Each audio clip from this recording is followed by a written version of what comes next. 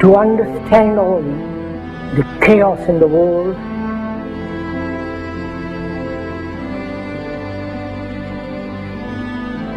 and as we have been programmed,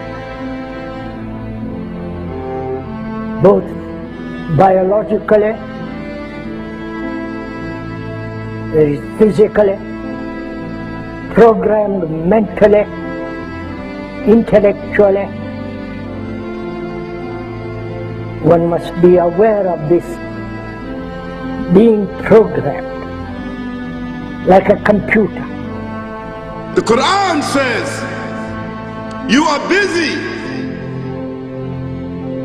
piling up, calculating, developing your careers, your money, your occupation, your wealth, until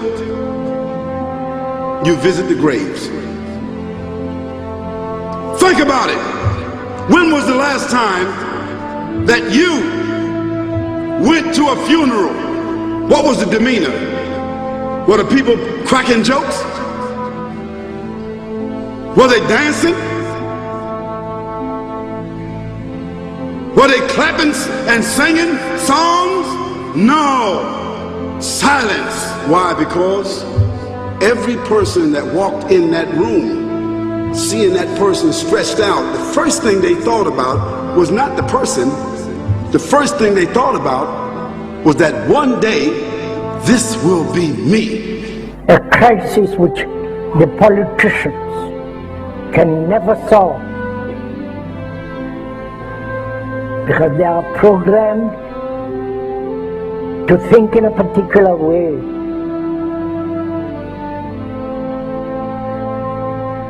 Nor the scientists can solve or understand the crisis, nor the business world, the world of money. You have meddled with the primal forces of nature, Mr. Beale, and I won't have it. Is that clear? You think you merely stopped a business deal? That is not the case. The Arabs have taken billions of dollars out of this country, and now they must put it back. It is ebb and flow, tidal gravity. It is ecological balance.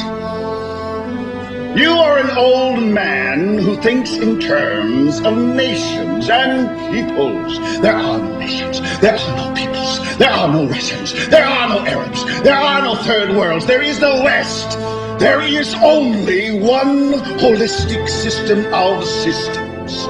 One vast and immane, interwoven, interacting, multivariate, multinational dominion of dollars. Petrodollars, electrodollars, multi-dollars, Reichmarks, rims, rubles, pounds, and shekels. It is the international system of currency which determines the totality of life on this planet.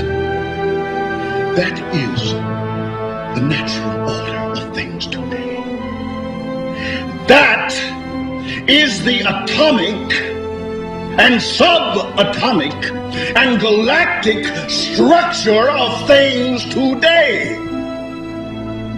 And you have meddled with the primal forces of nature. And you will atone. So Allah said, Alhaakumut takathur. All of us, all of you are engaged in running your mouths, doing your business, multiplying, buying houses, cars, business, whatever you're doing. And when you're told about God, religion, life, morality, you're saying, look, I ain't got no time for that.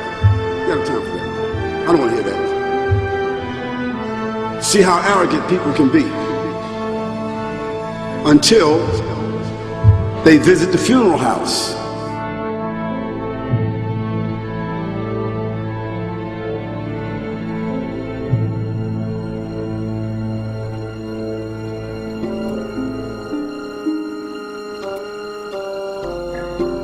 So unless One is very, very serious, not flippant, not casual, but is concerned with the whole of humanity.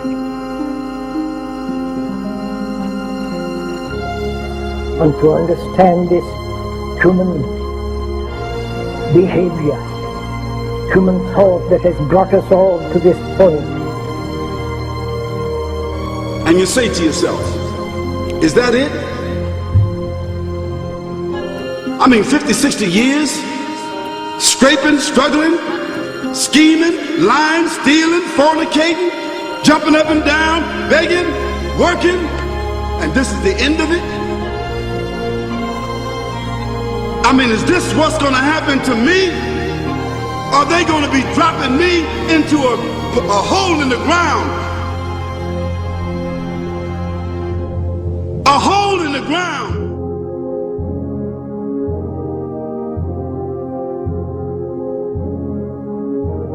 I disagree with you on Israel, but in what way? You're not a supporter. I hope Israel flourishes. I just don't think it's worth an American life or an American dollar.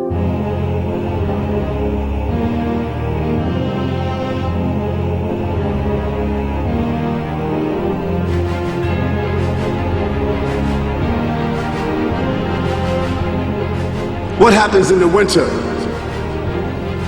All the leaves fall off the trees and the earth goes dead. And what happens in the springtime? The water comes, generates the earth again, germinates all over again, new grass, new leaves, new flowers, new fruits. So Allah says, and a sign for them is the dead earth. After that, we give it life. And then you eat the fruits from that. So Allah says, the one who gave you life in the beginning, is he not able to give you life all over again in order to judge you? Yes, certainly. You may want to deny it because you don't want to be judged.